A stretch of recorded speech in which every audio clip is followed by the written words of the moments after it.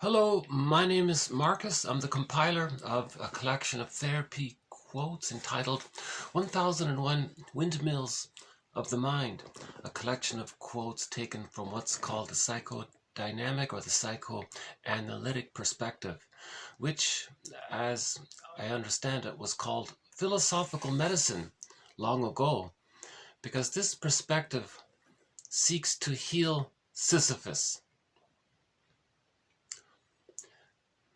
Right.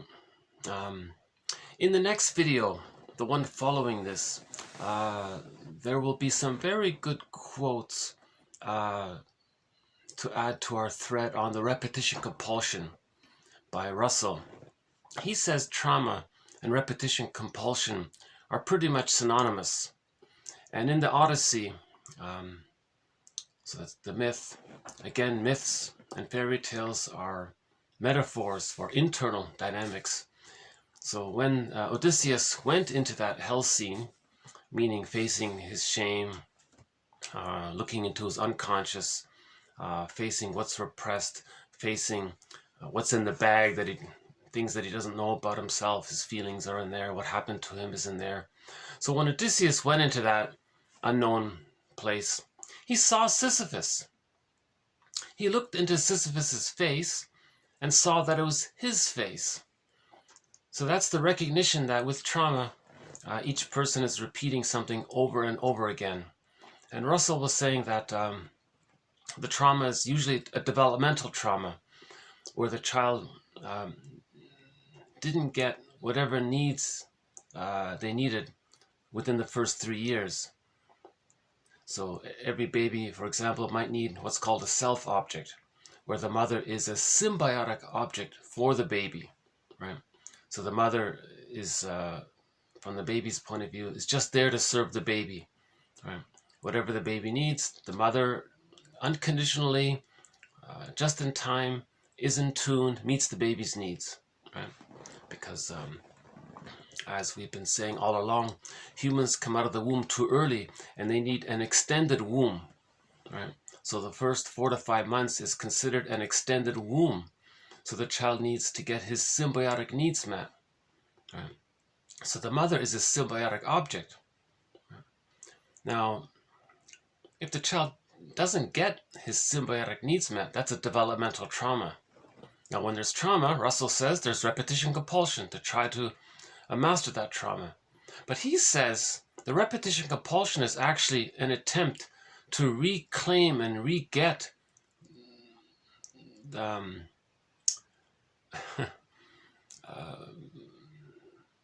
try to get their symbiotic needs. In other words, to try to attach to somebody that can offer them their symbiotic needs, but nobody can do it.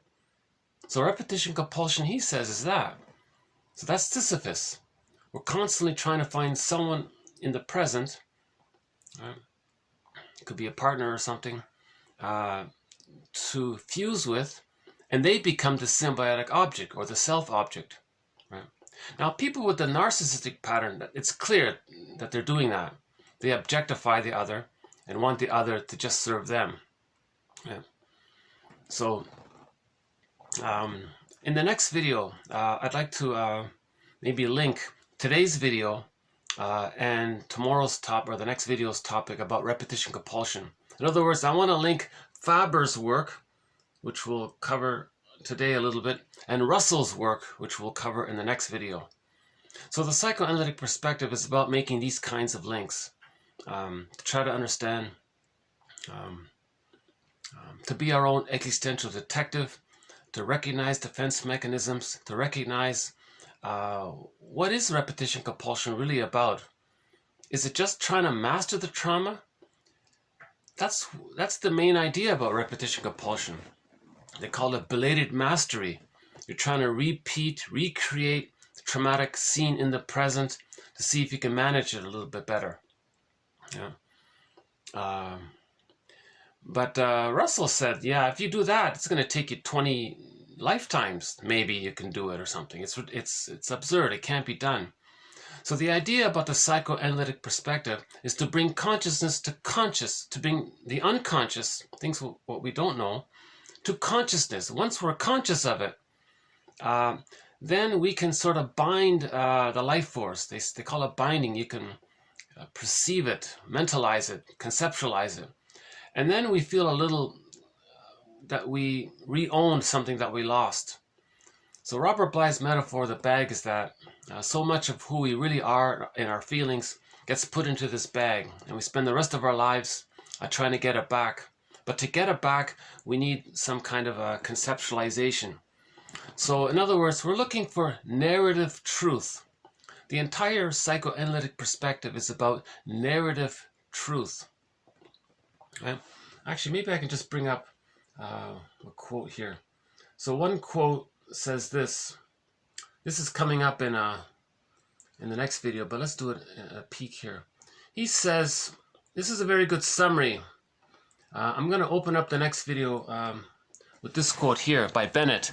He says, the term repetition compulsion describes the situation in which a person repeats past occurrences as contemporary experience. The goal of the psychoanalytic perspective, or the goal of the therapist, is to make the client remember these occurrences instead of repeating them over and over again, right? So if we don't remember it, we're going to repeat it. One person called it experimental recollection. They're trying to communicate it through their behavior. Then we put words to it, then we can remember it. If we remember it, then we don't need to repeat it. If we don't remember it, then we keep repeating it. Okay. So that's pretty much summarizes the whole project. The psychoanalytic movement, the mental hygiene, emotional hygiene, spiritual hygiene, self-awareness movement, know thyself movement. I like what Wilson said. She calls it the moral revolution to heal ourselves. Right? Burglar says, you're responsible for that bag. It's your bag. So by the way, that's one of our threads that runs throughout this series of quotes. Robert Bly's metaphor of the bag. We now have almost 50 threads, 50 topics or themes or threads that run throughout the series. One of them is the Robert Bly's metaphor of the bag. Another thread that runs throughout the series is the psychology of prejudice. And most of the time, most of the quotes around it relate to internal dynamics of repression and projection, identification with the aggressor, identification, negative magic gesture, doing to others to communicate what happened to you. So there's the repetition compulsion. So for example, if the child was shamed, meaning the mother was misattuned, the baby had a need, had a wish, the mother didn't get it, he felt shamed, devalued, hurt. Right? Now, what might happen is that the baby can't handle that. That becomes the despised self, the shamed self, the hungry, enraged, empty part self. That's repressed. That gets put into the bag. Now, later on, when something's in the bag, because there's this innate drive for healing, the person might see what's in the bag onto others. He might believe or attribute what belongs to him in the bag that he's not aware of and say it belongs to someone else. That's called projection. So repression leads to projection. So if he felt shamed but he forgot it, he'll say others are no good, to communicate that when he was a baby, he felt shamed. Now, simultaneously, he may be identifying with the aggressor. So the mother shamed him. The baby identifies with the aggressor. The person looks for some non-threatening substitute other, some safe other, and says they're no good. Because they're safe, they feel safe enough to say they're no good. Now, when they're doing that, they're trying to communicate what happened to them in childhood. Not only for themselves, by creating this mirror for them through their own self-reflection, but also they're trying to express their anger at their mother in the mind, the memory of their mother in the mind. So it's as if they're saying, look, mother in the mind, I'm going to show you what you did to me. When I was a child, I was innocent, I was safe, I was non-threatening to you, and you shamed me. Well, watch this, mother in the mind. You see that, fill in the blank, person or place, or usually it's a person, right? Okay, you see that person over there, kind of innocent and vulnerable and kind of safe and all that. Well, I'm going to make that a representation of me when I was a baby, right? So again, mother in the mind. Remember, mother in the mind, I was innocent and safe. Well, look, there's a non-threatening person out there, just minding his own business, means nobody any harm. He's safe. Well, when I was a baby, I was safe. Now watch this, mother in the mind. I'm going to say some very shaming, belittling, devaluing things towards them. I want to shame them, right? Because I want to show you what you did to me. What I'm saying to them is basically what you said to me. I'm showing you, mother in the mind, what you did to me, and I didn't like it. And I'm communicating my displeasure at you by demonstrating what you did to me. Now I'm doing it because all of this is pre-verbal. I don't have words for this, mother in the mind, so I'm going to show you through my behavior. Okay. So he's in battle. Okay, so in other words, he's in battle with the mother in the mind, the memory of the mother in the mind. Right. Burglar says it's as if he wants to show up the mother, tell the world how bad the mother was. That's his way to express his anger at his mother. You see, the child, so in the memory, he wants to express his anger at the mother with the hope or the fantasy that the mother will change her ways and provide the love that the baby needed. So, now because he's talking to a ghost or a memory or a phantom, it's not going to happen. So he's still fused. Remember, when the baby identifies with the aggressor, the fusion is still there. There's no differentiation. Right? Every child needs to psychologically become autonomous. It's called differentiation, or the psychological birth. He doesn't get that if he has to identify with the aggressor. So that's a thread right there, this issue about identification with the aggressor, as explained by Fairbairn. That takes some time to go through that. Why would a child identify with the aggressor? Why can't he just hold himself? Well, he tries. He tries. He tries to hold on to the original, I'm not okay, and parent is okay. But if it's way too much and he can't hold on to that, he loses hope, he identifies with the aggressor. Now the baby thinks the aggressor is so great, so he identifies this fake, they're okay for himself, then he says that he's okay. And when he says others are not okay, he's mimicking his understanding of the mother saying that he wasn't okay. He's identified with the aggressor. So a person with the narcissistic pattern, the bully pattern, the Iago pattern, right, and a few others, they say that they're okay and others are not okay. But again, when they say that others are not okay, they're talking about themselves projected or seen onto others. They're not aware that they're talking about themselves, right? So that's called identification with the aggressor. So that's part of that's just a part of the psychodynamics of prejudice, right? It's called the negative magic gesture. Shaming others, devaluing others, being prejudicial towards others, hating others, to communicate. They want to communicate. The projector wants to communicate that when they were a baby, they want to show and communicate what happened to them by their mother. They're doing to others to communicate what their mother did to them. They're communicating it to others. They're communicating it to the mother in the mind. And ultimately, in terms of healing, they're creating a mirror for them to understand themselves, how they were treated, to find the truth. The psyche's innate drive for healing. The truth will upset you free. So the person is creating a mirror for them to find the truth. So they might say to themselves, oh, am I treating others?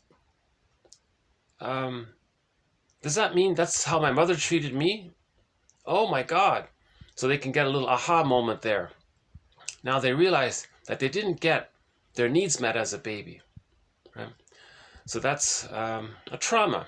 When there's trauma, like Russell says, that leads to repetition compulsion. Right?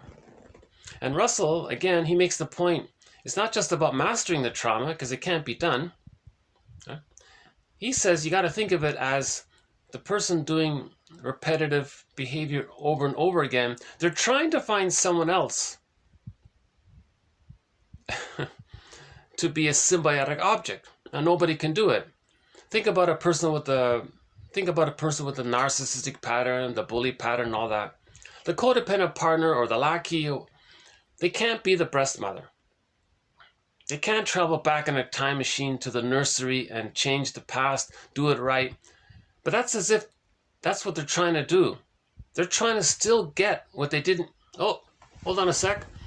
You know, there were a couple of Canada geese that flew by, and I really missed not having the camera on to catch it. Those are just some crows over there. But the Canada geese are around now. So hopefully we'll see a couple.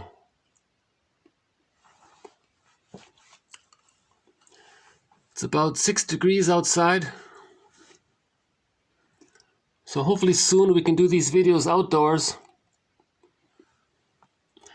But I'm hoping to catch some Canada geese fly by this window.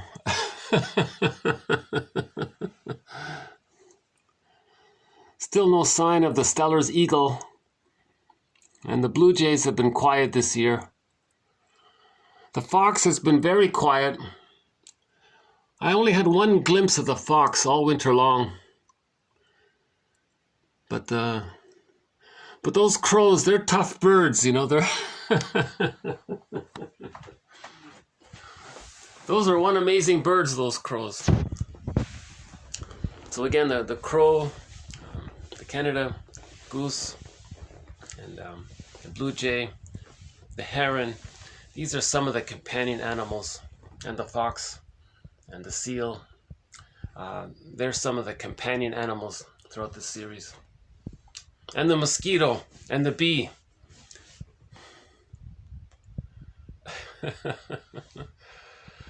So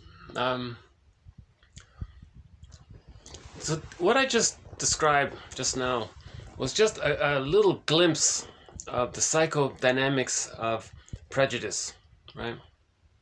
Doing to others to communicate what happened to you as a baby. And the innocent other is being the accidental therapist, because they have to contain, you know, the projector's anger. Right? It's misdirected. He's really angry at his mother, but he's got, and his real communication is to his mother in the mind. So he uses some non-threatening substitute other as a placeholder, as an accidental therapist. Look, mother in the mind, I'm going to make that innocent person a therapist, and I'm going to imagine you as the therapist. So I'm just using this innocent other in that way, like a theater situation. So I'm going to show you what you did to me. So prejudice can come from that. Right? Again, prejudice can come from identification with the aggressor, shaming others to communicate that when you were a baby you were shamed. Or prejudice can also come from you accept that you were unloved because you had a rejecting mother. You then see the rejecting mother onto a non-threatening substitute other, and now in your pseudo-aggression, you're going to say negative things towards your mother, seen onto the innocent other. So now the innocent other, you in your unconscious fantasy think there's some frightening something. and you say how bad they are and how good they are and how threatening they are and so on and so forth, right? Now, because of the fusion, he feels like the victim. Okay, so if he sees his devouring, impinging, manipulating mother onto others, and he says how bad they are, it's still going on within through the fusion. Because of identification with the aggressor, he's shaming himself. All he can do is distract himself from feeling what's within. As external, so internal. So if he's saying others are so shaming, he's being shamed within. So it doesn't work. He can spend his whole life being prejudicial towards whoever. It doesn't change the inner. But his outer behavior is a mirror for him to see the inner. I think that's what they mean by as beloved, so below. I'm just saying as external, so internal. Right? It's a mirror. As beloved or as external, that's a mirror to see what's within. Laughlin calls this the mirror defense. You're creating all of these mirrors. It's called self-reflection, self-awareness, self-observation, self-audit, self-examination, those introspection, etc. Right? This is part of the psyche's attempt to heal. Nature is always trying to find healing.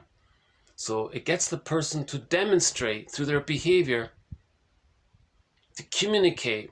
It's called action language. Their action. What happened to them in babyhood time? What happened to them in the nursery? One of Burglar's zingers is, as usual, look to the nursery. He's trying to communicate what happened in the nursery. The mother used the bottle and the schedule and made the baby cry at night. And these kinds of horrible things. She wasn't even there or absent. Remember, if the mother's on the phone too long, the baby might think he's being abandoned. He's terrified. So he creates an image of the mother as a devouring monster, a frightening witch, a demon creature even. The baby has primary process thinking, no language, only images. Now these images are inflamed by the baby's own emotions. So if he's enraged at the mother, because of the fusion, his angry feelings, he thinks the mother's angry because they're one and the same. The mother is an extension of him. So if he's angry, he thinks the mother's angry. Okay? So if the baby's enraged, the mother's enraged.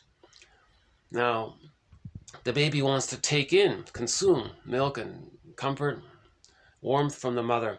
He just thinks, oh my God, this enraging giantess in the nursery wants to devour him. So he attributes his thoughts and needs to the mother. Okay, again, the book is called So the Witch Won't Eat Me. As in the fairy tale Hansel and Gretel, the witch wants to eat the children. That means the baby wants to take in mother's love. The witch wants to take in the children. The witch is enraging. The baby's enraging. Okay, so again, it's like the primary process thinking, the thinking that's in the bag, it's called primary archaic. It's like the dream world. It's a totally different thing down there. Right? Myths and fairy tales are in that bag, Archaic, primary processing, condensation, flipping things around, things morphing, these kinds of things. Right? So the baby has that way of thinking. Now, if he's frozen there, he has a memory or an imago of his mother as being a devouring witch. Then he projects the devouring witch mother onto innocent others and says how bad they are. That's called pseudo-aggression. It's misplaced. Who's he talking about? This boat refugee or something is just struggling. He's just trying to get by for his family or something. And you think they're so bad, and wow, I remember long ago hearing some interview in a documentary about the boat refugees, the Vietnamese. They said they didn't want to come here. They said they were forced. They didn't want to. They would love to go back if they could, but they were forced. A lot of them said. And then people say, oh, maybe they're so dangerous, you know. So, yeah, okay, I got off track here. Hold on a sec. So let's go back to the psychodynamics of prejudice. Part of it is primary process thinking, where the baby thinks the mother is a devouring monster. Now, he can think that others are the devouring monster in his unconscious fantasy, but he'll say it in a coded, socially acceptable way by saying, oh, they have these bad motives and this bad intention and they're going to hurt me, and so forth. Right? Or they can identify with the devouring monster and they're very negative. You can see it in their humor, black humor, shaming humor, humiliating humor, sardonic humor. Right? So they've identified with it so much. Right? And then they want to put others down. Right? You see. And when they do it, they feel like the victim because of the fusion. Okay. So because of the fusion, the self and the other are fused. When they shame others, they felt shamed. That's still going on. So what they do is distract themselves from what's going on within by creating it outwardly. Now, when they create it outwardly, that distracts their attention. Then they don't feel it inwardly. You see? So that's another element of prejudice, this point here. Right? Just like a physical symptom can distract a person from their emotional problems. Similar idea expressed by Sarno, John E. Sarno. He says people might create physical symptoms and that keeps their mind on the physical issue. And all they do is think about the physical issue, ignoring why it's there. Right? It's there because of an emotional crisis within. Yeah. So similar idea. And there are several other key facets to the psychodynamics of prejudice that run throughout the series. And then about maybe 6 or 7, maybe 8 months ago, something like around 8 months ago, I came across a quote. I won't redo it all here, but the essence of it was, he says, if you think prejudice is just psychodynamics, you're being way too one-sided. He says, what about prejudice that's caused by sociological factors? The plunder system. The religion does it. Religion is a tool of the plunder system.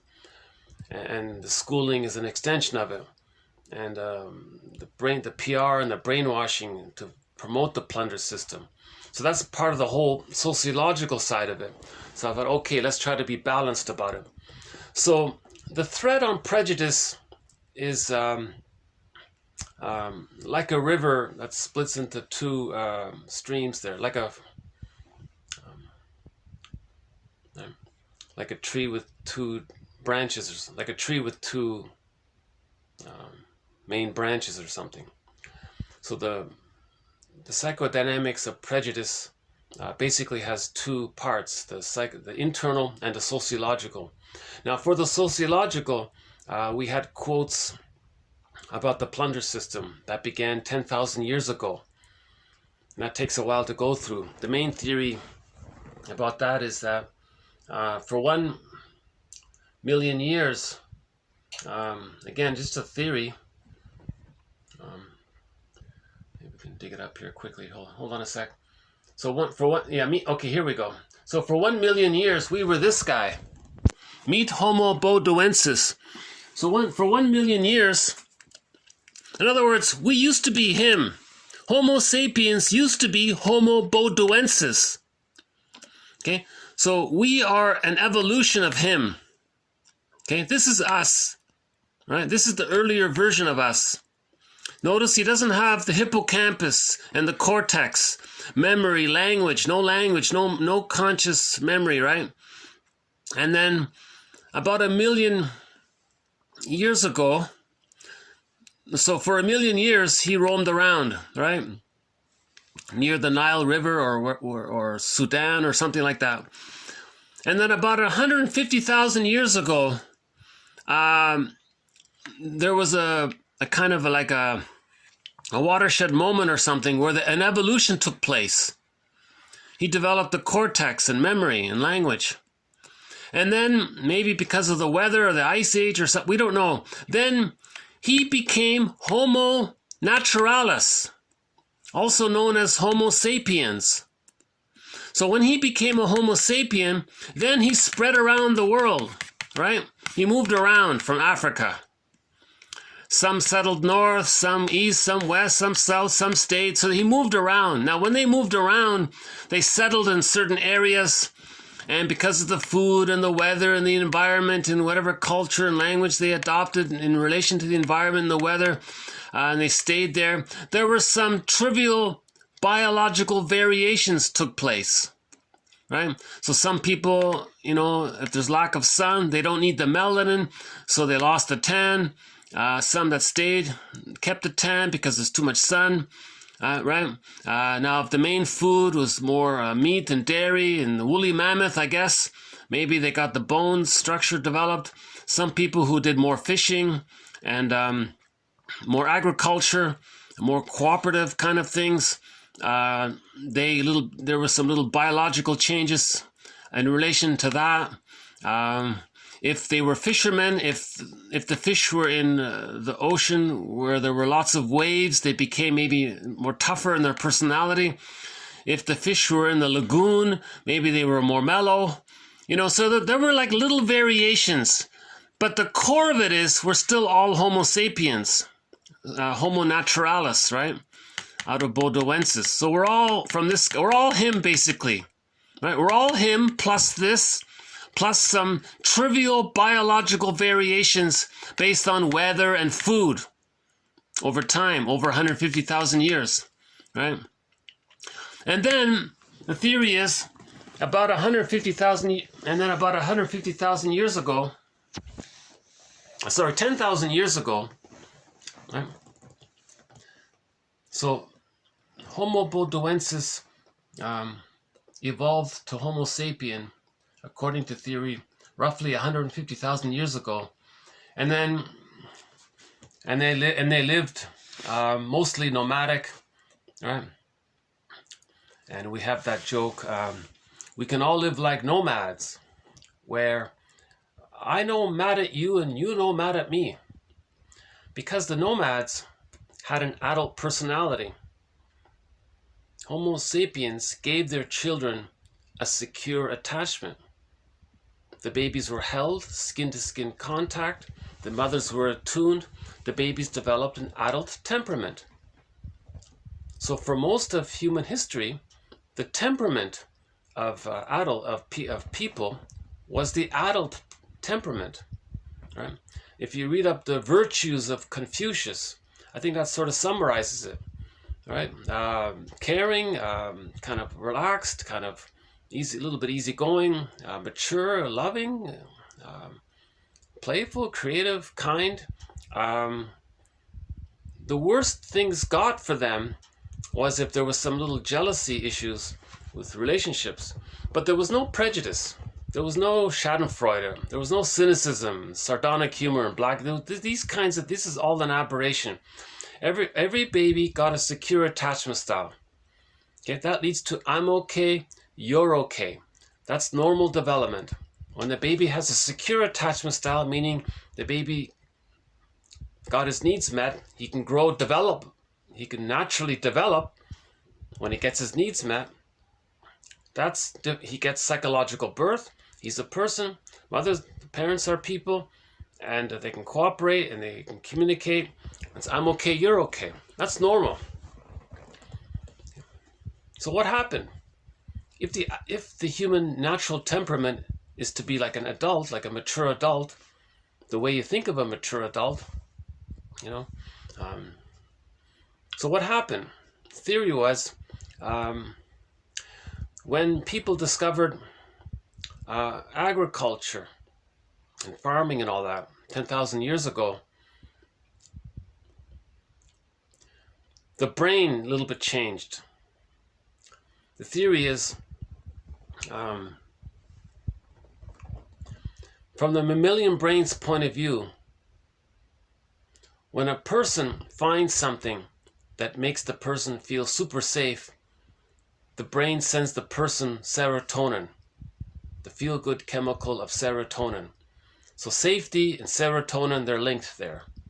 Right? From the mammalian brain's point of view, when a person gets more food, more status, more money, whatever it is, whatever makes you feel safer, you're going to get serotonin.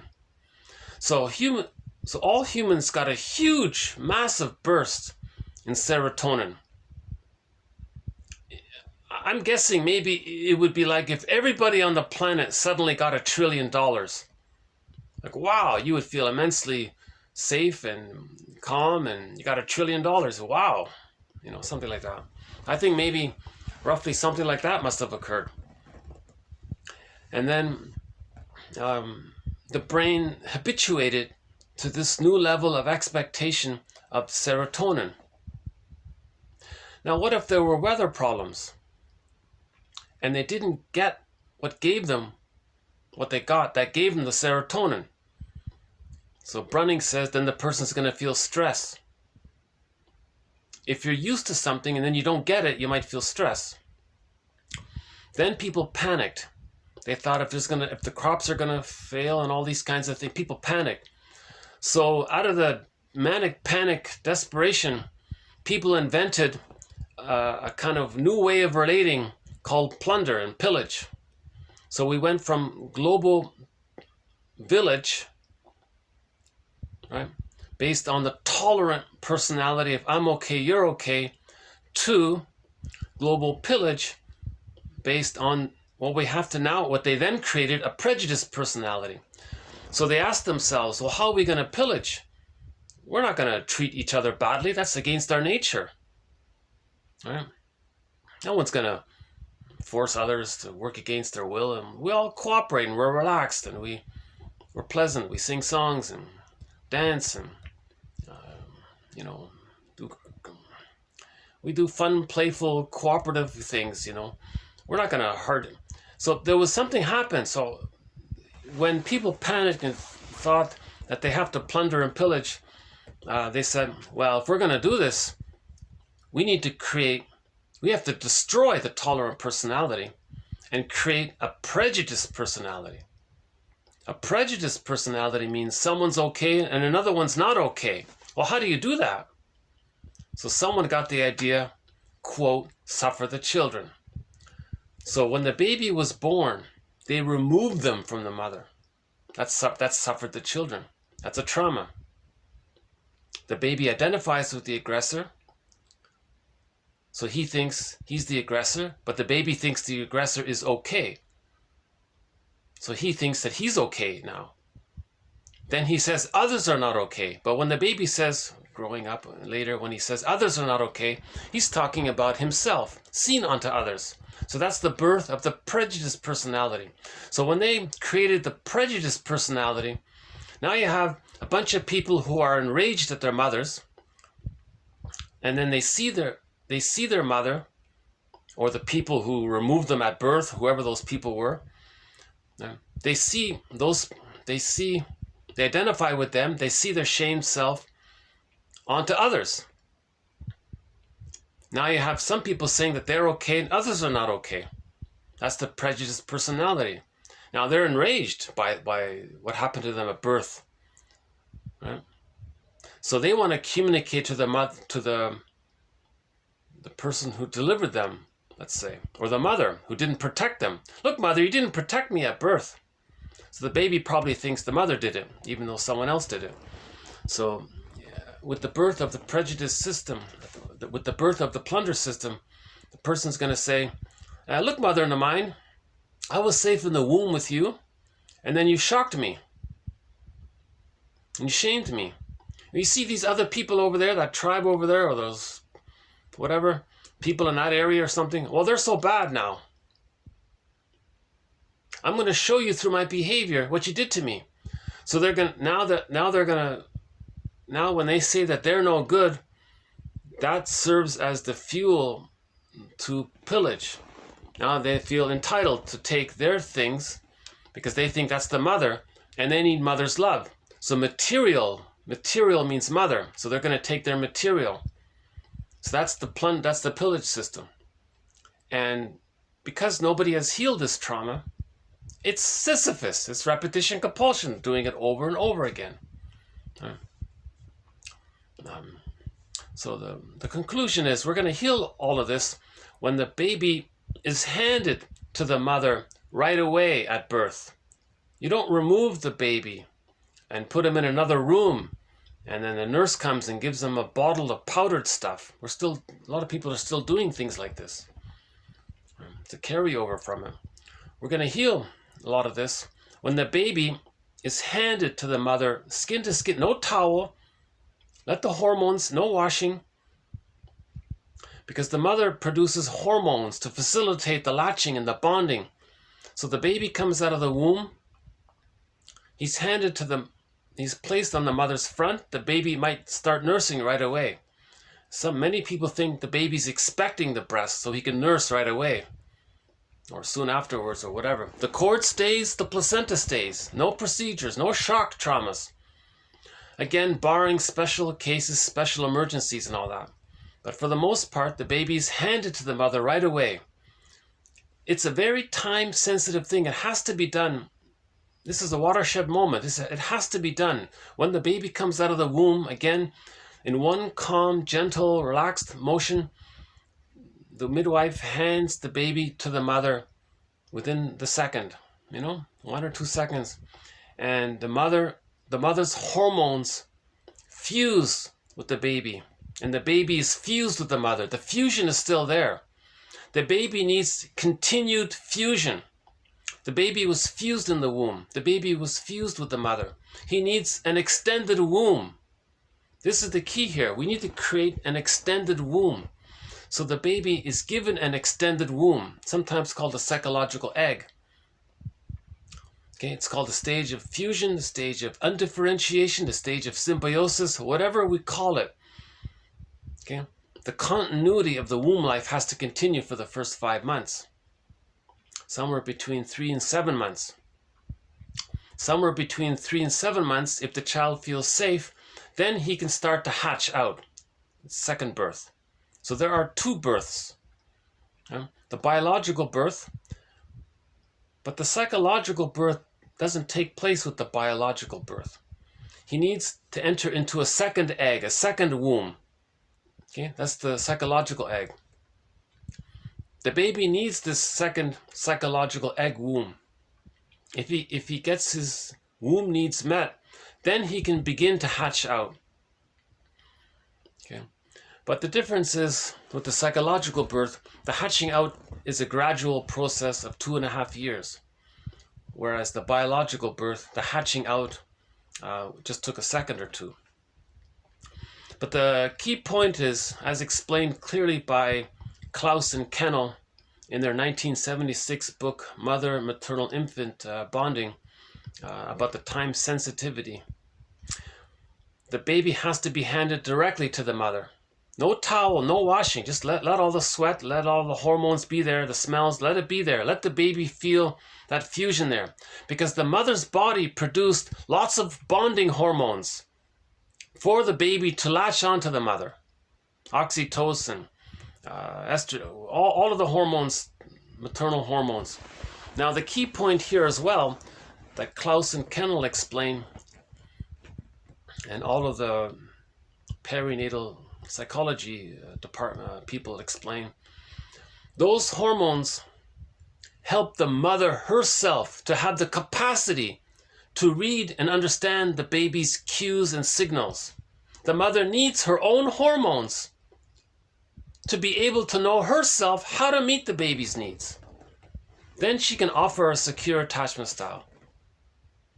And Kennel was saying, in Africa, if a mother's misattuned, the other mothers, criticize her. Didn't you know your baby needed to, go to the washroom at that moment? Were you misattuned? So they kind of like nudged her. You're supposed to be attuned, because they hold the baby. So in other words, skin to skin contact for the first 5 months. The baby sleeps on the mother's front for 5 months.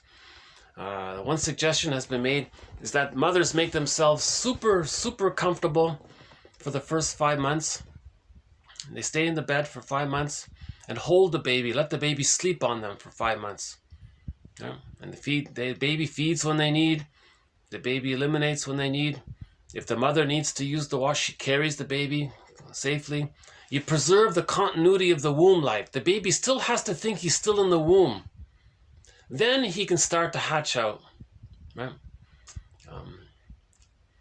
That's because of that, some people call the extended womb a social womb. It's a social womb, an extended social womb, meaning the role of the father is to help make the mother super comfortable. The father's out of the picture. He doesn't hold the baby. He shouldn't be around. He's just there to please the mother. It's all about the mother and the baby. He's still in the womb. Now think about it. When the baby's in the womb, it's a two-person psychology. The baby and the mother in the womb. The father it's not around. In the extended womb, it's the same thing. So the father doesn't pull the baby away. That's traumatic. The father will bond to the mother and the baby because he loves his wife and the mother, right? Because the mother and the baby are one. They're treated as a unit. They're a dual unit. It's one. So the father is bonded to the mother-baby unit. He doesn't separate the baby from the mother and bond separately to the baby during we're talking about the first 5 months on average. Right? So it's just the two of them. Just the two of us, right? The two of them, the song says, right? The baby. See, a lot of romantic songs talk about just the two of us. People are still looking for that. You see? These romantic, just the two of us. The people are still... Should we play that song? Okay. How does it go? Just the two, we can make it. A lot of romantic songs are about recreating this mist fusion. Most of these romantic songs are about wishing for this symbiotic, blissful union and oneness with a partner. They're still looking for that. A lot of people don't get it. This is when we heal. When babies are given a secure attachment style. We have to go back to the way babies are meant to be treated. With respect, with dignity, with love, with tenderness and care. Yeah? Not this violence of removing them, cutting the cord. Remember, the cord is still pulsating. Blood and oxygen are going through the cord. The placenta is part of the baby. The placenta and the cord belong to the baby, and you're going to cut the part of the... They fall off on their own accord in a day or two afterwards, they said. The placenta can be put in a bowl. It can sit on the bed. It doesn't look nice or whatever. You can cover it. It's okay. It's not a trivial inconvenience. The cord stays. Right? At least wait a day or two or something, right? At the very least. It's called a lotus birth, or a natural, or a complete natural childbirth. Lotus birth. See the baby and the cord and the placenta. It looks like a lotus flower, right? It's called a lotus birth. Right? If you watch the movie Wanderlust, they talk about it in there. Wanderlust. It's about the hippies and all that. They talk about it in there. Yeah, so the hippies maybe have preserved some natural ideas, right? Okay, so back to so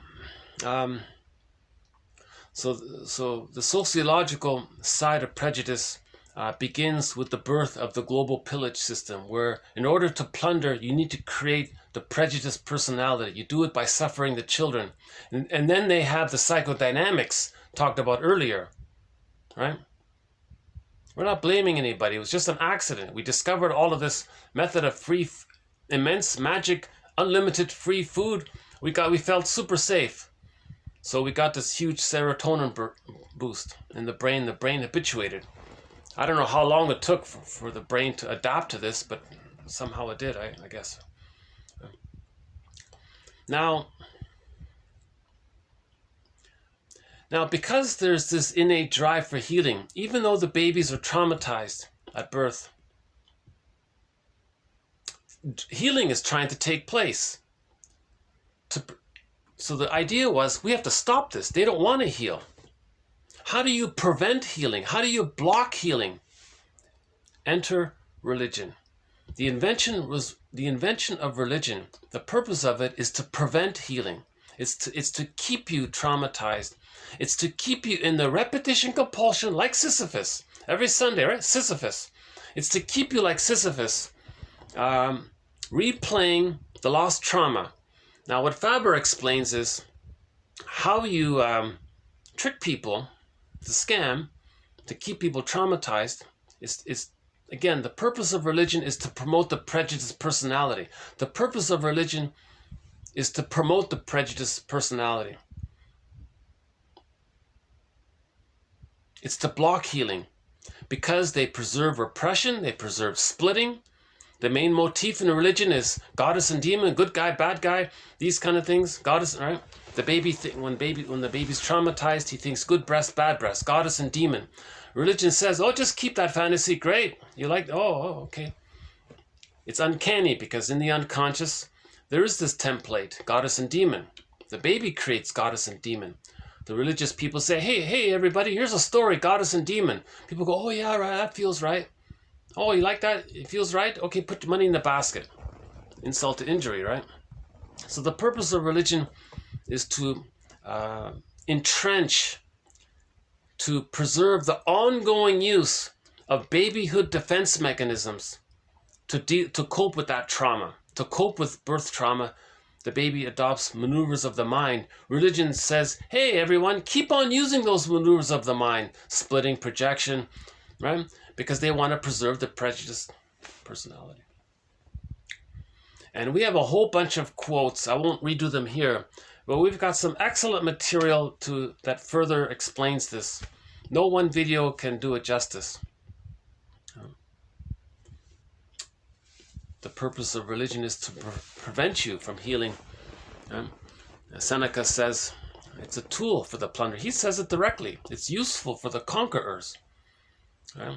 Legalized madness. And, all these quotes. So we have several dozen excellent quotes about this, around this.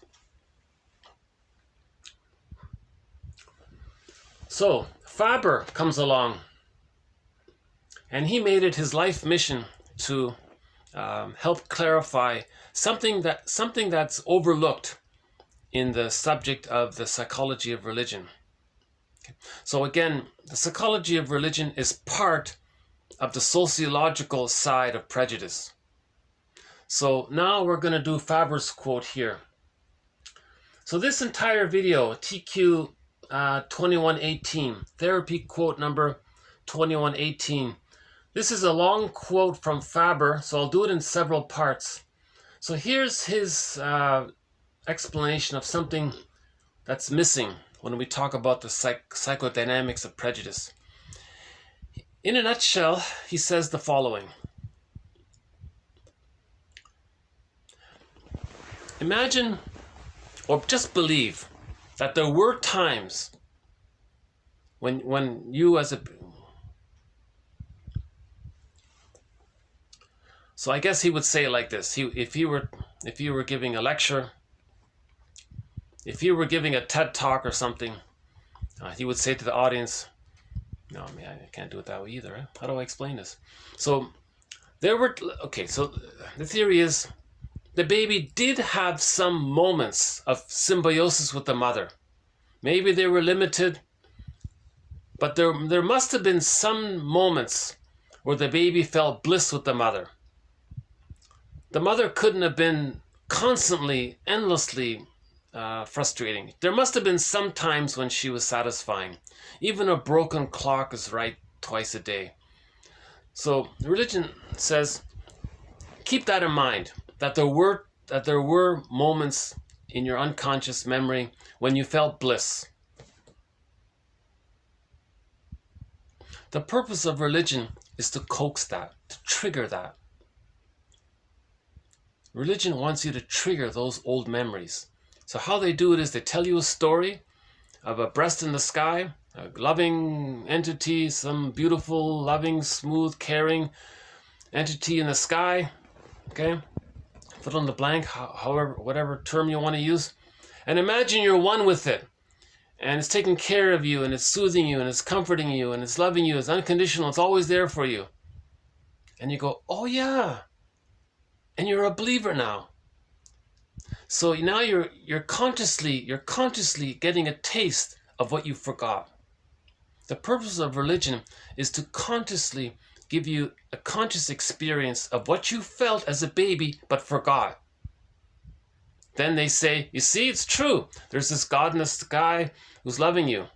Oh yeah, you like that? Okay, put money in the basket.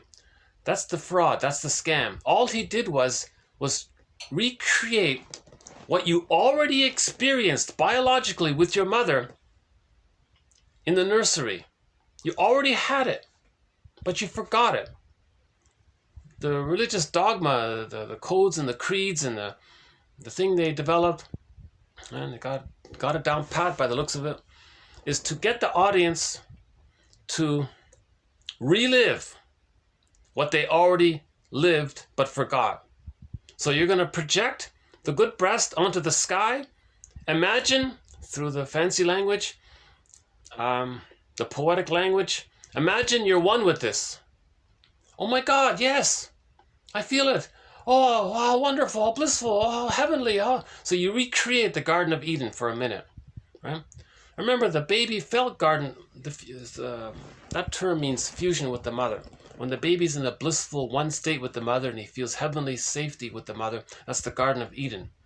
So the religion, the creeds and dogma is meant to recreate that. That's sort of his key point here. And he wrote several books just detailing this point. So we'll do a quote of his. So hopefully by the end of it, this point that I clumsily I'm trying to make will be more clear by the end of this video. Okay, let's begin here. Okay, so this is from Mel Faber.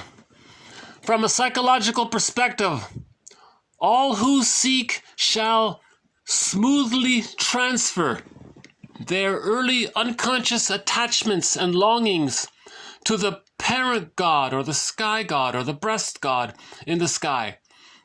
Okay, now the prompted brain, psyche, the unconscious, the prompted unconscious will direct itself, will project itself to locate the treasured breast in this, okay, inwardly, at which religion aims its sacred cues. Religion wants to cue you. It wants to cue, like a trigger. Religion wants to trigger in your unconscious the internalization of the treasured parent. That's the breast. So the treasured parental internalization is the memory of the breast.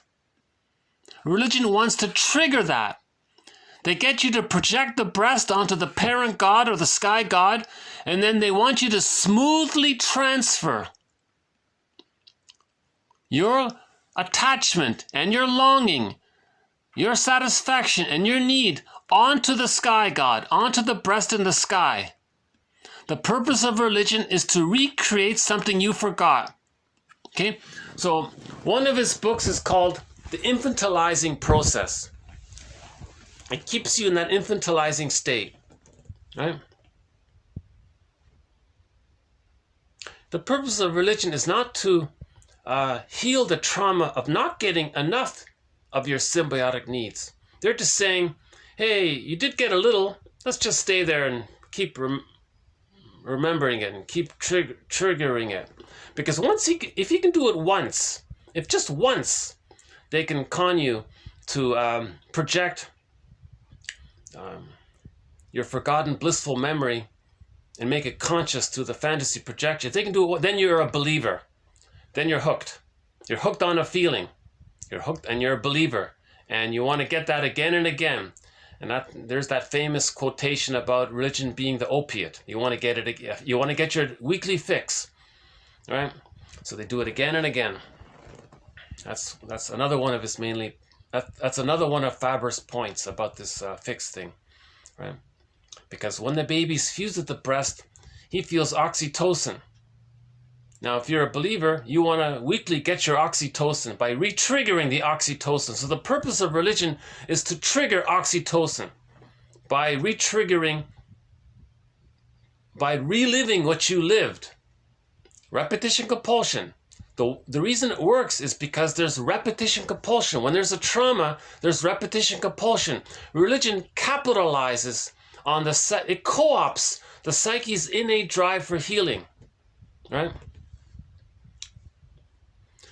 Repetition compulsion is actually an attempt to communicate that you didn't get your symbiotic needs met.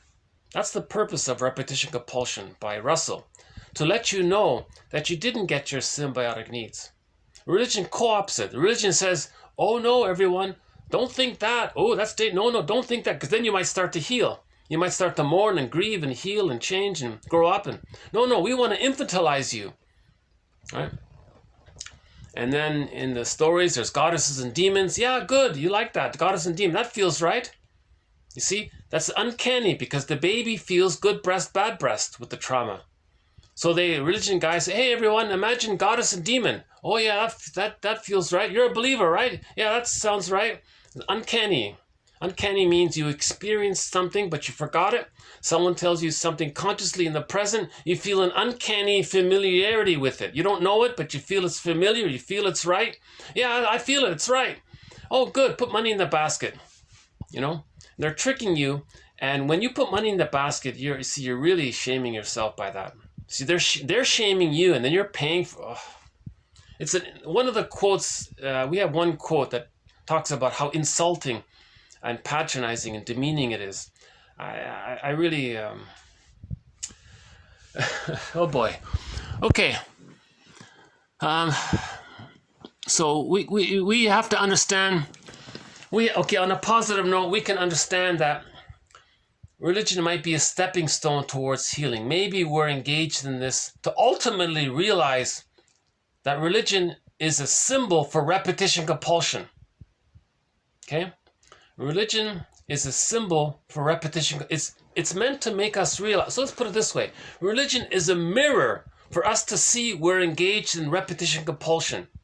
Now, repetition compulsion is synonymous with the word trauma. So religion is meant to tell you that there's a trauma. Then you want to heal from the trauma. So in that sense, we could say that it was a side step towards healing, let's say. Okay. Let's see if we can improve on that one. Okay, the next part, Faber says, when religious practice, okay, meaning prayer, and religious narrative, meaning, quote, the omnipotent parent God loves you and protects you. Okay? Jogs. Okay? When it jogs, when it coaxes, when it brings up, when it triggers implicit memory. Okay, this means you have a memory of it, but it's unconscious. Okay? That's called implicit memory. Pre-verbal memory. Pre-verbal memory. It's memory before words. Okay, again, so when religious practice or prayer or the religious narrative, okay, the main narrative is God loves you and protects you. When that coaxes your pre-verbal memory by creating states that match the early time and thus restores the basic biological situation of asking and receiving. Okay, that's what the baby asks, the mother receives. The believer not only returns unconsciously to his or her initial primal symbiosis with the loving provider, he harbors the strong unconscious sensation that the objects of his religious devotion are present, are there in reality. Wow. Okay? So you've been fooled. You've been duped. Okay? this fantasy god in the sky, that's jogging your implicit memory of the symbiosis with the breast. And then you say, no, it's there in the reality. That's why he has it here in quotes. Because he has inwardly fused those supernatural projective identities. Okay? So let's call it a fantasy teddy bear, the breast, a transitional object, with the real people upon whom his development, okay, his creation, his mother creates him, depended in the beginning, okay, at birth, in the first 5 months, in the beginning, okay. And Fabre does a brilliant thing. When you read his 4 books on this topic, he links in all of these phrases that religion uses, and they're perfectly identical to describing child development in the beginning. Mother's the creator. All of these terms they use describe child development to a T. It's amazing that people don't notice this. You see, that's how hungry people are. Sorry, that's how stuck people are in the trauma. That's how traumatized people are, because they can't think it. They can't face it. Trauma damages the person's ability to be reasonable. Because with trauma, the amygdala becomes overstimulated. It can become enlarged even. So please, at this point, hit the pause button and watch the movie Bob and His Enlarged Amygdala. That comedy film, it's about 30 minutes long, has won a Golden Windmills of the Mind Award. It's all about this issue of the enlarged amygdala and the link between that and religion. A very good movie called Bob and His Enlarged Amygdala. Excellent comedy movie for the message, and it's funny too. You know, parts of it are very funny, but the message is key. They talk about EAS, enlarged amygdala syndrome. So the character Bob had EAS, and that's why he was so prejudiced and so on. Toxic masculinity and all this, right? So rude and race, prejudiced and all this. Because his amygdala was enlarged. Now apparently that's a real thing. The trauma can literally overstimulate the amygdala. Now, if the more the amygdala is overstimulated, that means there's more stress, adrenaline. Now, remember, that's frozen. Now, remember with trauma, you're trying to belated mastery. If the person has too much cortisol and stress, the body can be very tight and stressed. So the body can be very tense. So the person is trying to master it, and they're stuck there. So they're tensing their body to prepare for the shock trauma. So a lot of people have very tense bodies because they're preparing for the expectation of that memory. So they're trying to master it by tightening their body, right? They might build their muscles even on top of the tension, because they're anticipating the memory of the shock, so they want to buffer it and prepare for it. So they're stuck there, and each time they do it, the amygdala gets enlarged. And Russell says, well, maybe if you had 20 lifetimes, you can figure it out. It doesn't work, right? That's another topic about that. Okay, so a positive side of religion is you can think of it as a teddy bear. Okay, so so if you think about teddy bears, the child has a teddy bear. The teddy bear is a link to the mother, but it's also external. It's not the mother. It's not the mother, but it emotionally links you to the mother. So it's a transitional out of the fusion. Religion says, hey everybody, here's this teddy bear, stay there. Don't leave the teddy bear. You need the teddy bear. That's the purpose of religion, is to keep you infantilizing. It's to keep you infantilized. Right? That's why it's patronizing. Right? Okay, third part here. Erickson's pivotal assertion. Okay, so Erickson, okay, he talks about it as well. That religion's aim is to create in the believer a, quote, hallucinatory sense of unity with a maternal matrix. Okay? For Erickson, believers are nostalgic for this. Okay, so that's Erickson's way of talking about the teddy bear. Quote, he wants to create a hallucinatory sense of unity with the breast mother. He calls it the maternal matrix, meaning you're one with the mother. So religion is, let's create an illusion or a hallucination of it to trigger what you actually truly did experience but you forgot. It's implicit, but it's there, but it's forgotten.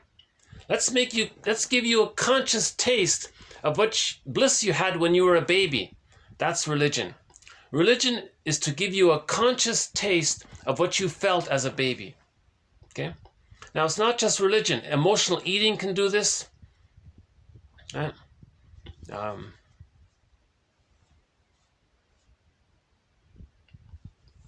Addiction to greed can do this.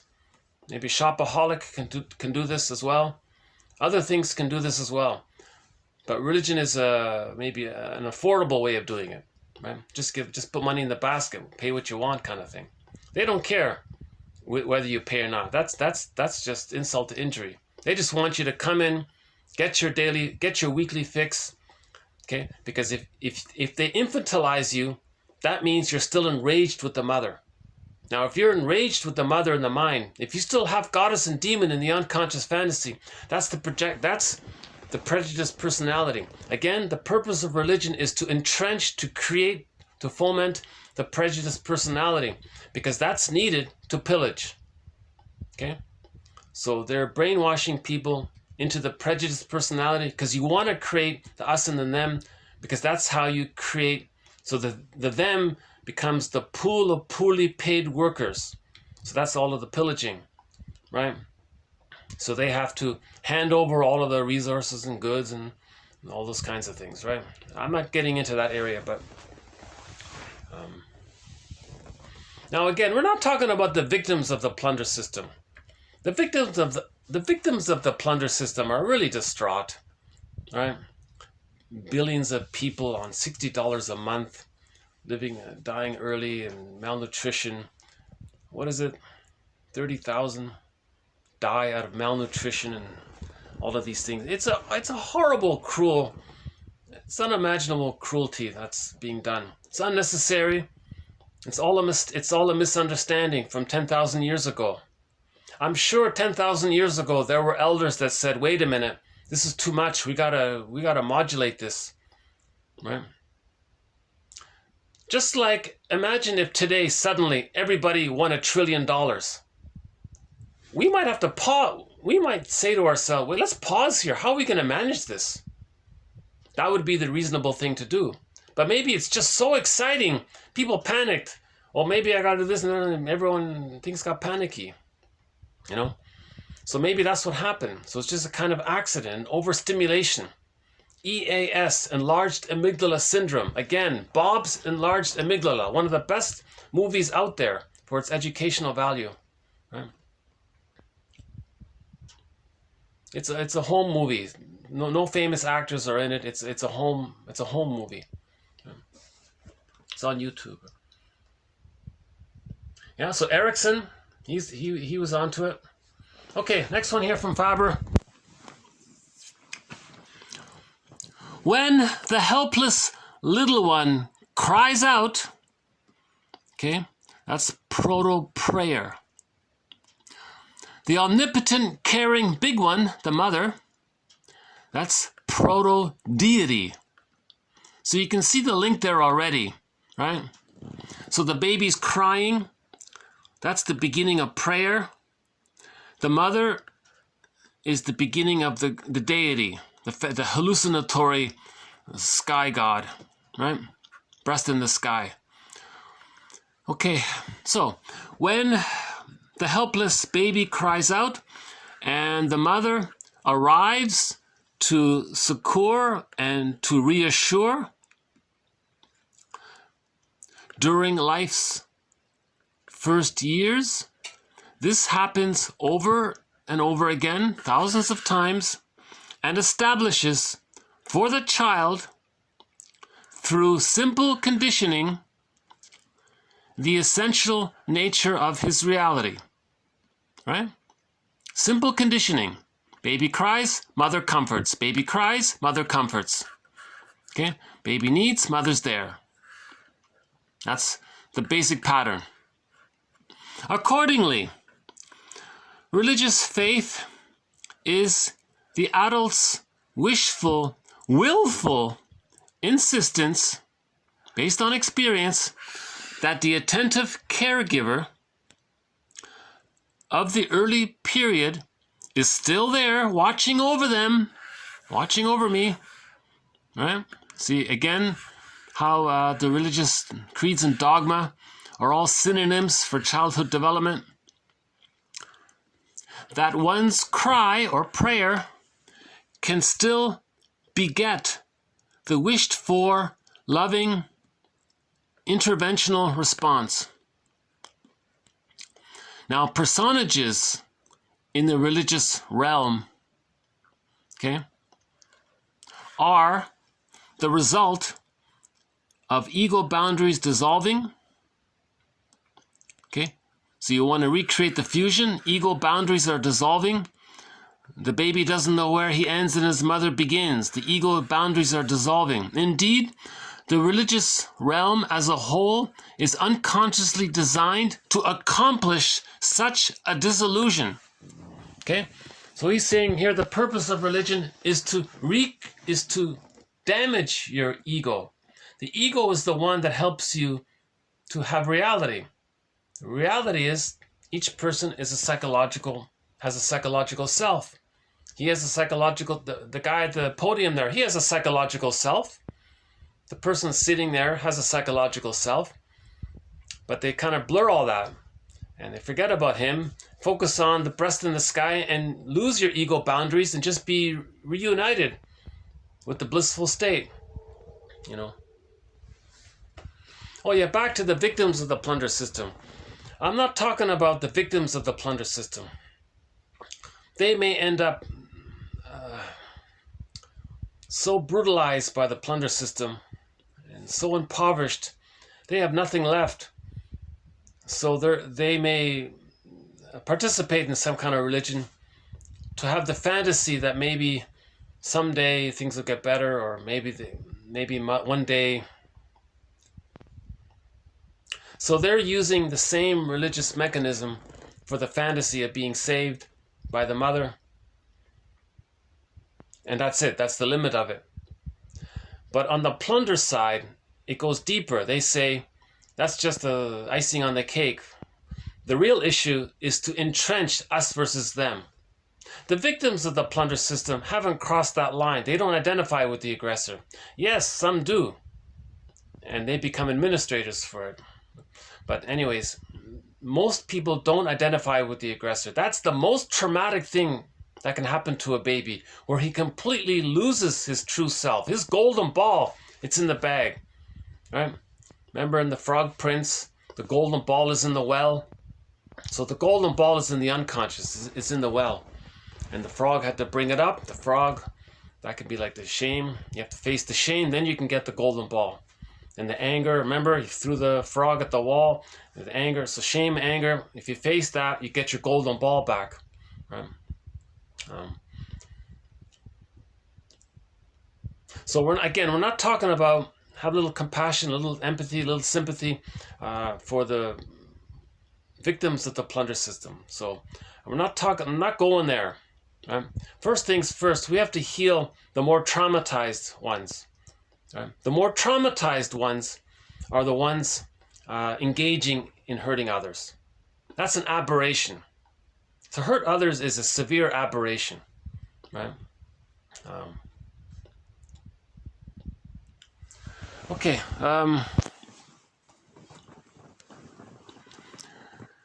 Okay, okay, next one here. Religious experience thrives upon the triggering of the unconscious memory. Okay, so that's another way of saying it. Religious experience thrives. They make their money. Okay, they're successful because what they're doing is they're triggering your implicit, pre-verbal, unconscious, forgotten memory upon the priming. They want to prime you. Okay, so every week they're priming you. Come on, everybody, fantasize the good breast in the sky. Come on, everybody, you want to be saved. You want to be loved, right? Yes, yes, they want to prime you. Priming of the individual to associate unconsciously his current experience, okay, with, so you want to link your current experience with the early life-sustaining original experience of parental ministration and care. Okay, so that's the goal. They want to create a link between your present fantasy and your past reality. Religious institutions, again on the plunder side, okay, religious institutions themselves strive to trigger state-dependent memories. Okay, so the baby needs the breast, that's a state-dependent memory of the early period through formal practices. Okay, so all the religious rituals and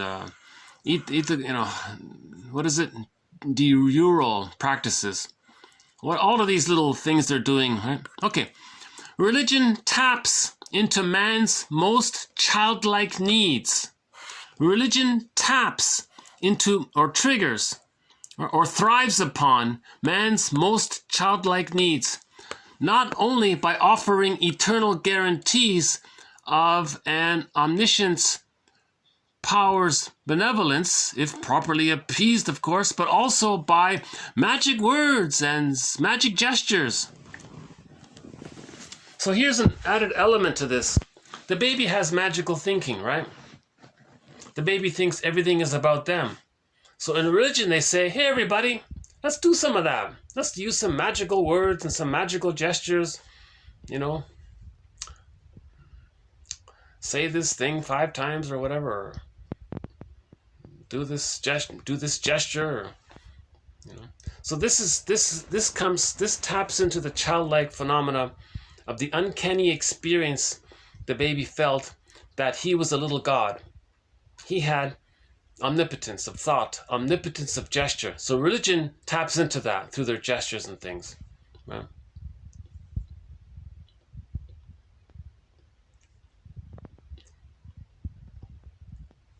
Russell says that repetition compulsion is to maintain that magical thinking. Repetition compulsion maintains the magical thinking. So, for example, with the let's sidetrack. Let's apply this to emotional eating. When the person takes the cookie, he feels like it's like a magic wand, like a magic power. Right? He can buy the cookie, he can open the box, he can consume the sugar, salt, and fat. It tricks the brain to send him serotonin, and he did it. He's a little god, magic. Okay, so religion is like that. It's tapping into the old way of magical thinking. Again, the theory is the baby in the womb thinks he's a little god. Everything is there to serve him. It's called unconditional hallucinatory omnipotence. The baby doesn't even need to ask for it. The baby has a wish. The mother's body, through the flow and the cord and the return, and the baby's needs get automatically met. In the extended womb, same thing. The baby's hungry. Oh, the breast is there. The baby, he thinks it's there to serve him.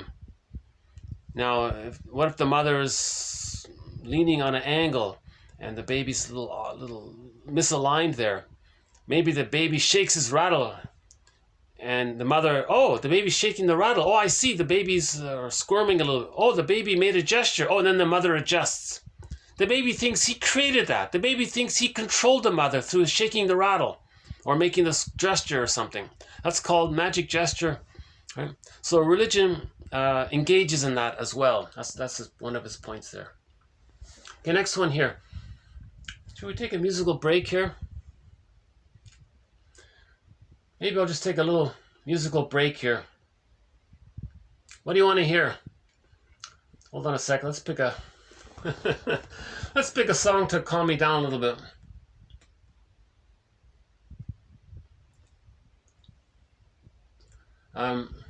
What do you want to hear? Hold on a sec.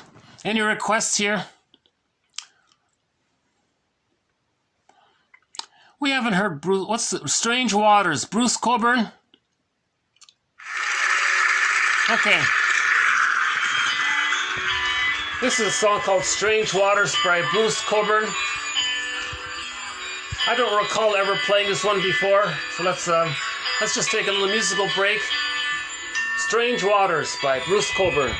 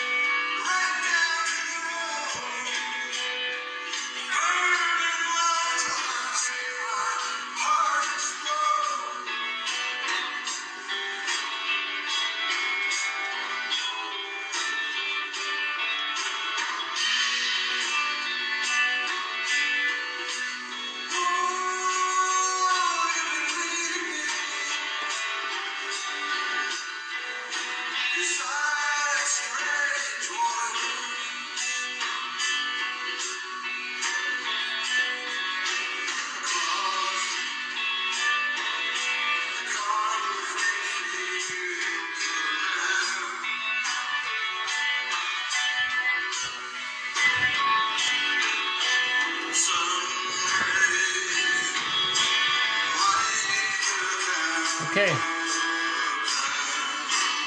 The next one here.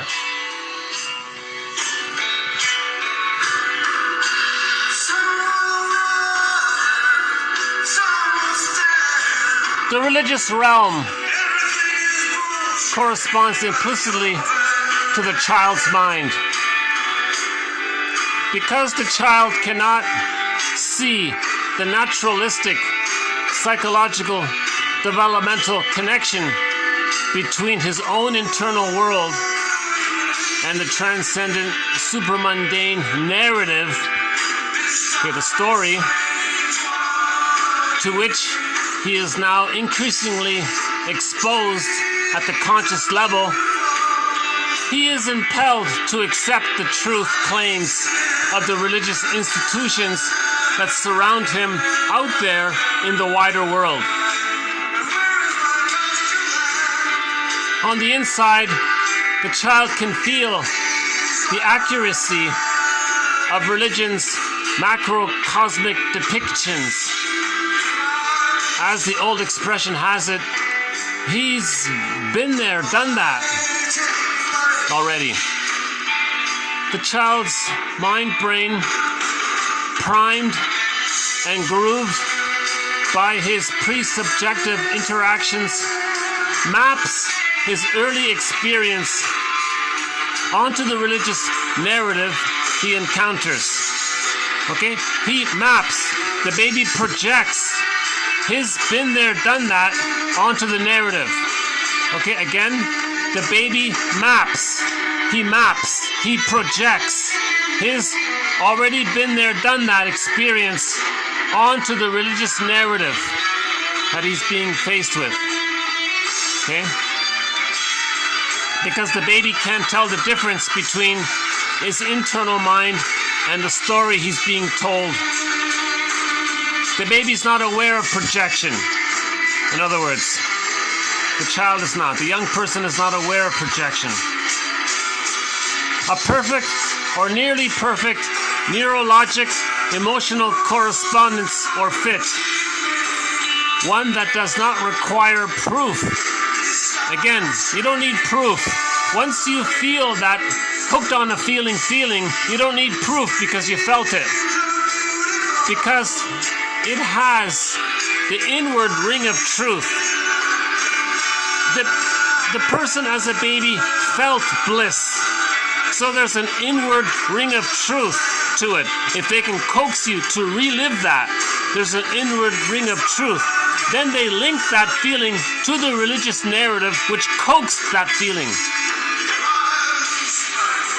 The dealings that provide the mnemonic stuff of his implicit recollection, okay? So for example, the mighty fill in the blank will love you and protect you and guide you. Oh, what joyful tidings. Okay, so that's the prayer. Okay, so the supplicator acting out an unerring metaphorical version of the basic biological situation. Okay? The supplicator is acting out. The supplicator, it's called transference acting out. The supplicator is transferring his unconscious implicit memory of the bliss with the mother. He's acting it out by projecting it onto the narrative. Okay? The supplicator is acting out. Remember, when you act out, you don't remember. You just act. It's a behavior. You're acting out. The supplicator is acting out an unerring metaphorical version. Okay? Myths and fairy tales are metaphors for internal dynamics. A metaphorical version of the basic biological situation. That's the internal dynamic. The internal dynamic was the person in his brain has a memory of him being happy with his mother. That was a biological situation. The metaphor of the narrative triggers that old blissful memory. Okay? So the supplicator is acting out by replaying this. Right? Basically saying, he didn't get enough of it, and he wants more of it, but it wasn't enough, and he's shamed by it, but he's hooked on a feeling and do it again and again. Okay? So the basic biological situation is the primal symbiotic attachment, in which the helpless, dependent little one calls on the omnipotent big one for physical and emotional sustenance. Okay, so little one means the baby, the big one means the mother. Okay, for the enhancement of life.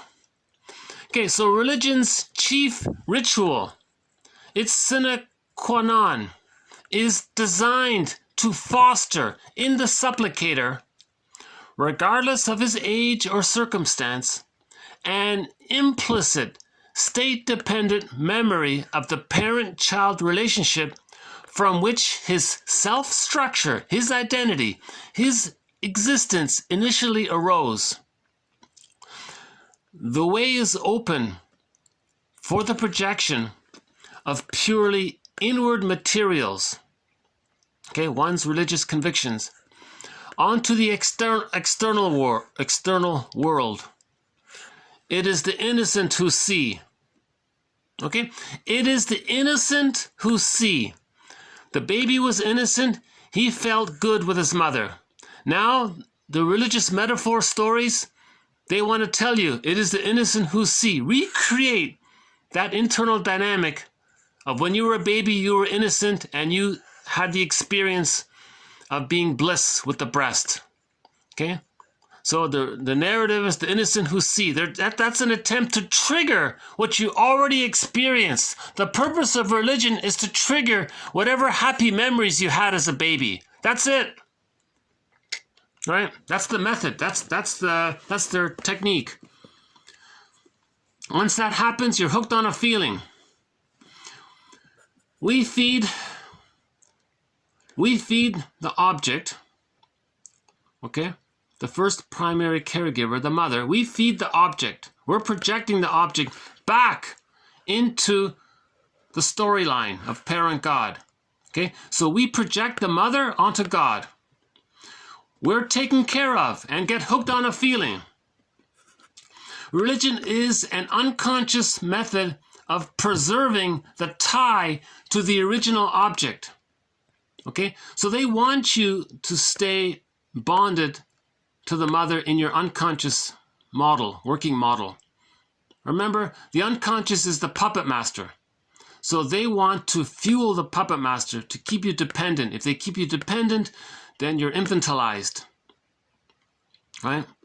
Religion is an unconscious method of preserving the tie to the original object. In other words, religion does not want you to grow up. Religion wants to infantilize you. It does not want you to become an adult. Okay? In the final analysis, we become addicted to an aspect of our own brain chemistry. Okay? There's the opiate one again. Once the primal attractor state is in place. This is the repetition compulsion. This is the trauma. We didn't get enough of the good stuff with the mother. So there's the primal attractor state. We want to recreate that. You know, we could say this is repetition compulsion here. Once the trauma and the repetition compulsion is in place, that's the setup. He calls that the primal attractor state. That's the setup is in place. Once that's there, once the trauma's there, okay, once you remove the baby from the mother at birth, you created a primal attractor state. Okay, you see? The plunder system suffers the children. That creates the primal attractor state. Once that's there, okay, then you re-trigger it again and again and again like Sisyphus. That's a trauma, that's repetition compulsion, that's Sisyphus. To get that, you create a primal attractor state. To get this, you traumatize the baby at birth. That's what leads to this. And once it is then projected or transferred onto the storyline, oh, God loves you in the sky God, okay? With the joy-giving parent God at the center. God loves you, right? Your mother, okay, mother loves you. God loves, same thing. When they say God loves you, that's meant to trigger that your mother loved you. They're trying to trigger what you forgot.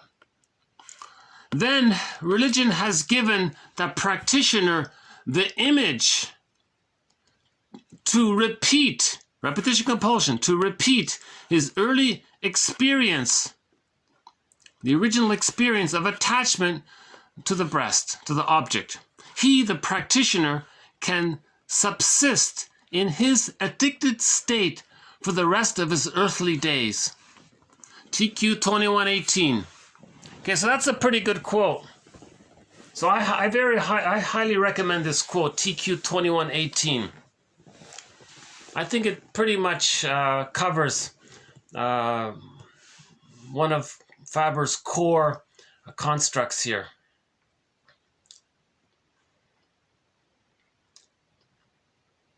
If my explanation of it is clumsy, I wouldn't discount the idea. All right. It says there, see below. If you click the see below, you can read the whole quote yourself. Better yet, read Faber's books. I highly recommend this one here.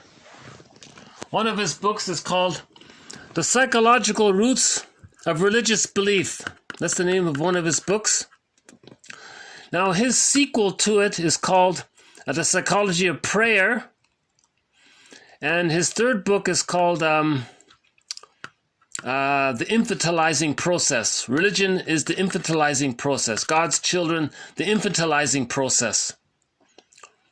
And I think he's got another one about the New Age movement, right? So the New Age movement is sort of like a little similar to it. But this is a very good book to start with, this one here. The Psychological Roots of Religious Belief. That book, by the way, has won a Golden Windmills of the Mind Award. So these quotes come from this book. All of the quotes you just heard, TQ 2118, comes from this book, The Psychological Roots of Religious Belief by Faber. I'm pretty confident they muffled him. They gave him the Edmund Burglar treatment. They allowed him to be in his ivory tower, and they let him speak with his students. But there was no audio recording, no interviews, no documentaries, no film work, no lectures, no speeches. There's nothing. There's no AV on him. All they have is one photo of him for his obituary. And even that photo is misleading, because I think they cherry-picked a photo that maybe a little bit discredits him. So if anybody does some research into Faber and they see his photo, oh, this guy, you can't take him seriously or something. That's not true.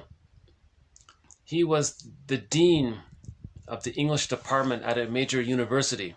Right? So he has a PhD in English literature, English language and literature. But his main love, his main passion was this.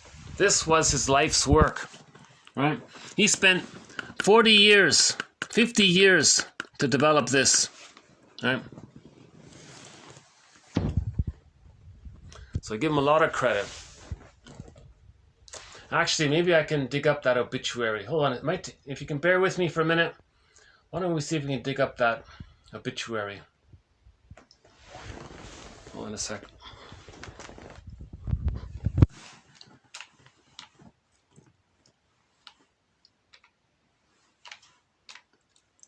We still have it here?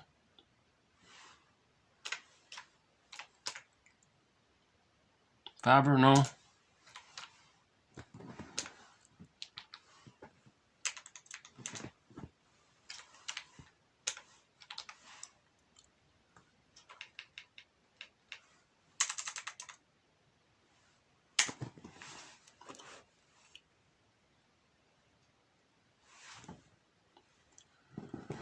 Where's Faber?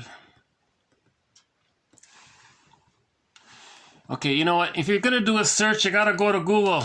You know, hold on a sec.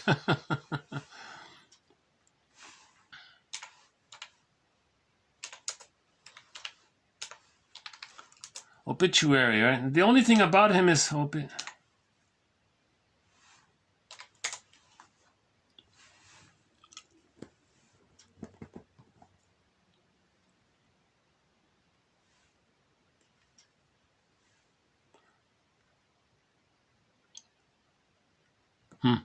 Hold on a sec. Oh, it's Mel. Oh, sorry. Not Mal. Mel. Okay, here he is. Okay, Mel. Okay, Mel Faber. And so one of the comments about. So I'll show you the photo. It's not a flattering photo, but anyways. So there he is there, right? So his book gets a Golden Windmills of the Mind Award, right? So he passed away 2 years ago, right? Professor English language, literature, 83. He had a bunch of kids, a bunch of grandkids.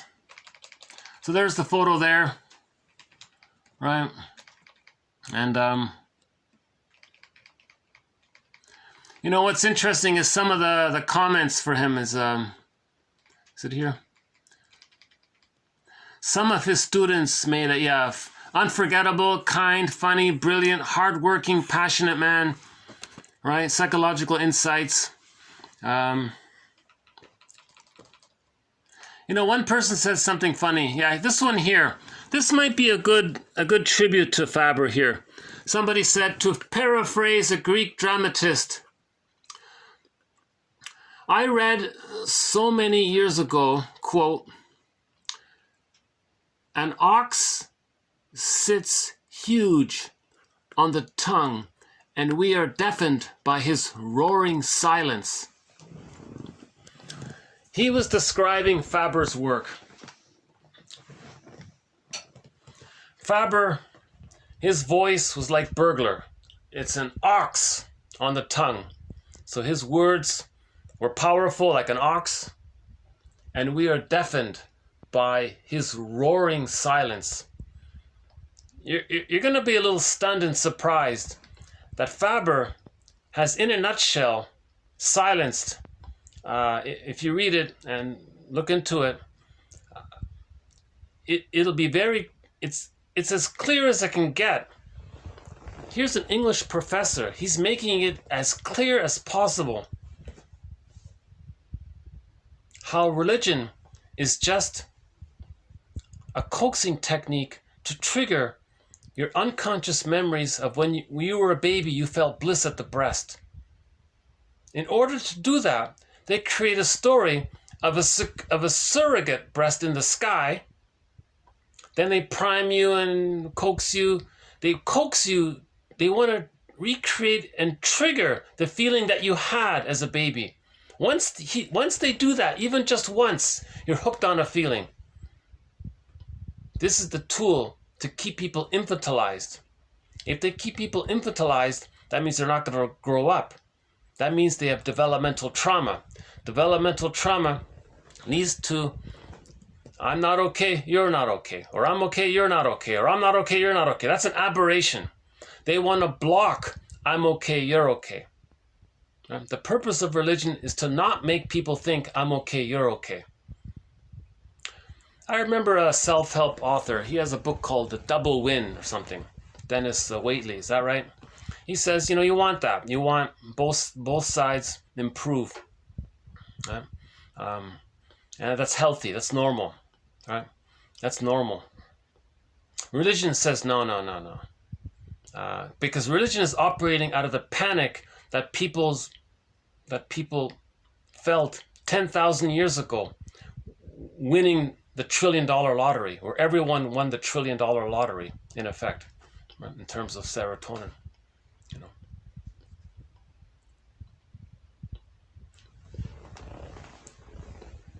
So the whole idea of the moral revolution, one of it is that we're creating mirrors. All of these theories, like Faber, like Russell, like all of the psychoanalytic authors, helpful or unhelpful, con men or helpful, what the whole batch. Well, you want to pick out the helpful ones. All of these, quotes, questions, theories, models. Burglar has the model. He has his model, Burglar. Fairbairn has his model of the endopsychic structure. There's the architecture of the unconscious, internal working model. The theory about repetition compulsion, the script. All of these questions, these theories, they're meant to be like a mirror.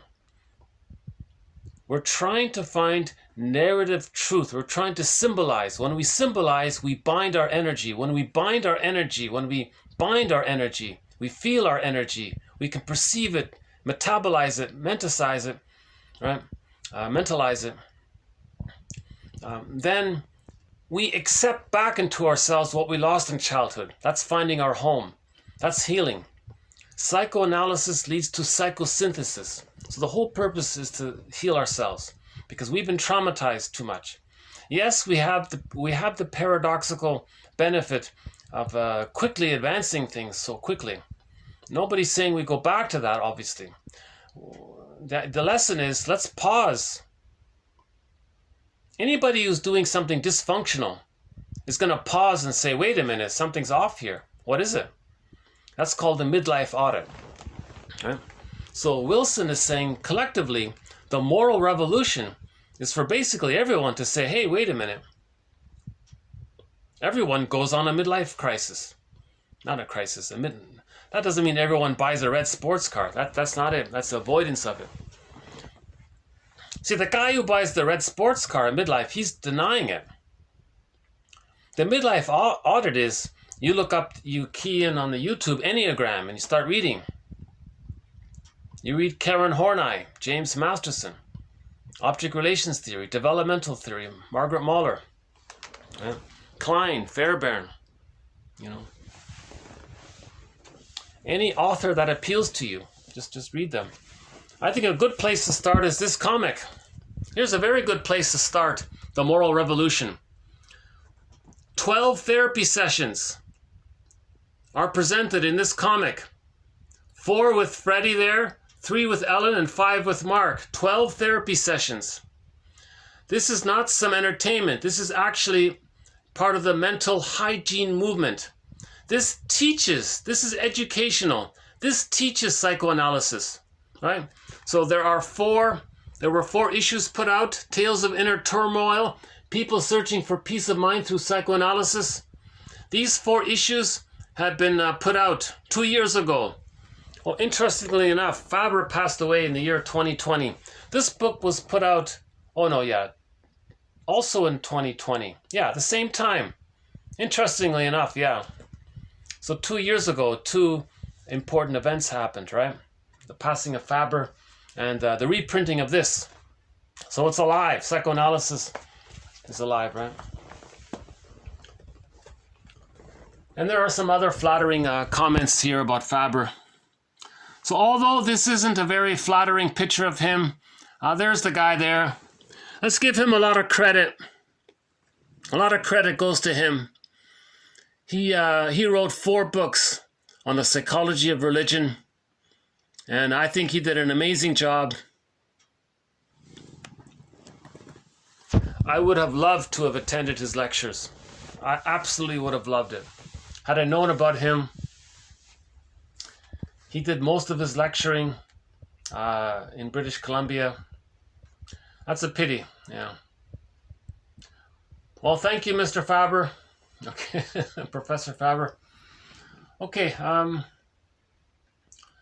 just a quick follow-up to this point here. Hold on a sec. So one other little follow-up I was going to make was about emotional eating. How it's a little bit similar to religion. So let's apply some of this, what we've been talking about, to emotional eating. Okay, comfort food. So we're talking about eating for emotional reasons, right? To deal with anxiety. So comfort food reliance, as representing the emotional eater's longing for a return to the oral dependent relationship with the mother. Okay? Very similar to religion. You see, emotional eating is basically like a religion. What are you doing? You're trying to regain the illusion of narcissistic reunion. Okay? So the baby, it's all about him. The mother's this goddess. There's the reunion there, the symbiosis. The mother's a god, the baby's a little god. The mother's a big god, and they're one there. The baby thinks the big god's a part of him, and he's narcissistic reunion. So he's so important, everything's about him. Super safe, right? So comfort food, like religion, is a regression to a state wherein little or no ability to tolerate frustration is manifest. Okay, so you have anxiety, you can't handle it, eat the cookie. Or trigger the memory of when your mother loved you. That's called religion. Some emotional eaters tend to treat others and the world as though they were transitional objects. Okay, so the cookie and the fantasy in the sky, that's like a teddy bear, so that's transitional objects. So the cookie as a transitional object. The transitional object represents a merged maternal infant representation as well as being an external object. Thus, it serves as an external cue to evoke symbolically the illusion of reunion with the mother. Okay, so religion, the teddy bear, the cookie, they serve to evoke symbolically the illusion of reunion with the mother. So there's the commonality between the cookie, the teddy bear, and religion. Similar dynamics. But the positive point here is this idea of the transitional object. The child may have a transitional object, then he doesn't need it anymore. That's okay. Right? But sometimes the child is given a transitional object and he's stuck there. He's stuck with the teddy bear. Now he's embarrassed to carry the teddy bear to school. So the school will, okay everyone, let's continue it through our fantasy. So they're still maintaining the teddy bear phenomena, right? They can't let go of the teddy bear, meaning the child can't let go of the mother. Now, why can't the child let go of the mother? Fairbairn explains it the best. The more rejecting the mother is, the more misattuned she is, the more the baby needs her. So he can't let go. He's fused there and he's waiting for her love. He's stuck there. So he creates a transitional object to return to that. So religion, the cookie, and the teddy bear returns the person to the place, to the scene of the crime. The scene of the crime means the mother was misattuned. The baby had a wish, the mother was misattuned. We can say that's the scene of the crime. Right? So the purpose of religion is to get you back to that place with the fantasy that maybe the mother in the mind will change her ways and give you what you need. It doesn't work. Even if a person has 20 lifetimes, it's not going to work, Russell said. Right? So that's the point there. It's liberating material. I think this link between Faber and Russell, tomorrow we'll do, or the next video we'll do Russell. It can take up to a week to post one of these videos, you know. So maybe I'll start to wind down here. So I hope this has been of interest. Again, this is all theory, right? Like Robert Bly says, 30% of what you're going to hear, or maybe I can say 30%. A certain percentage, you decide, a certain percentage of what you just heard is wrong. It's up to you to figure out which and how much. You have to figure it out. Which is wrong? How much of it is wrong? It's up to you. We're presenting, we're making available these ideas for self-reflection, to provoke curiosity. Okay. That's what's called the mental, emotional, spiritual hygiene movement, which this book is a part of. This book was a part of it. Right? It's called the Know Thyself movement, the self-awareness movement. It's been around a long time, you know.